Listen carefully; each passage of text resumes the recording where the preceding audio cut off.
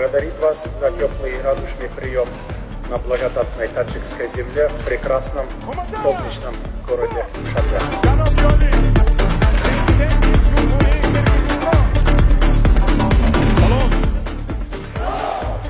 Сейчас мы находимся на пороге запуска полноформатного двустороннего сотрудничества, которое будет охватывать широкий спектр направлений.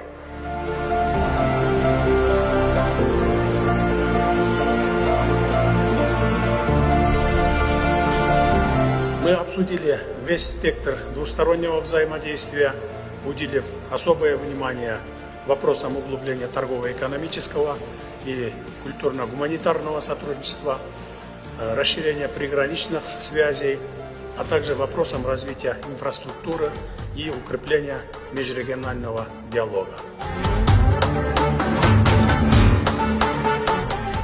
Сегодня кыргызско-таджикские отношения переходят в новый этап развития на основе взаимного уважения, доверия и добрососедства.